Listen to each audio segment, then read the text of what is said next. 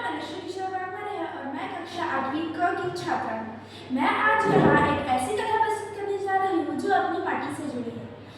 राघव नाम का एक लड़का मुंबई जैसे बड़े शहर में अच्छी नौकरी करता था, लेकिन अचानक उसे अपने गांव से फोन आया कि उसके दादाजी अब इस दुनिया में नहीं रहे। फिर वो फौरन यादों में डूबे हुए अब अपने गांव चला गया।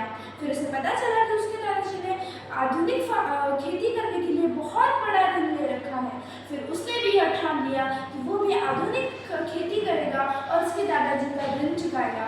सबसे पहले उसने अपनी माटी की जांच की और उसे यह ज्ञात हुआ कि उसकी मिट्टी के लिए, उसकी फसलों के लिए फूलों की खेती बहुत अच्छी रहेगी। उसने सबसे पहली बार जब फूलों की फसल उगाई, तब उसकी पूरी फसल कुछ कीड़ों की वजह से बर्बाद हो गई। उसने हिम्मत नहीं हारी और उसने दोबारा फसल उगाई, लेकिन तब भी बहुत जोर की बारिश आने की वजह से उसकी पूरी फसल बर्बाद हो गई। अब वह हिम्मत हार चुका था, लेकिन उसके दादाजी की यादों की वजह से उसके अंदर उम्मीदों की किरण आई। उसके दादाजी उस पर बहुत भरोसा करते थे, इसलिए उसने फिर से एक बार फसल करने की ठानी। उसे यह सलाह मिली कि पॉली हाउस एक ऐसा तरीका है जिससे हम अपनी खेती को सुरक्षित रख सकते हैं। उसने पॉली हाउस का काम चालू किया और उसके अंदर अपनी पूरी फूलों की फसल उगाई और अब उसके फूल बहुत अच्छे उग गए थे।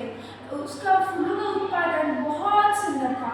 फिर उसने वो अपनी फूलों की फसल जब मंडी में बेचने के लिए गया, तब उसे उसके फूलों के लिए उचित दाम नहीं मिल रहा था, लेकिन उसे ज्ञात था कि इसी फूलों की रकम शहरों में हजारों की बिकती है। फिर उसने अपने दोस्त से बात करके एक उत्पादक संस्था में मिलने की तारीख तय की और वो वहाँ मिलने चला गया।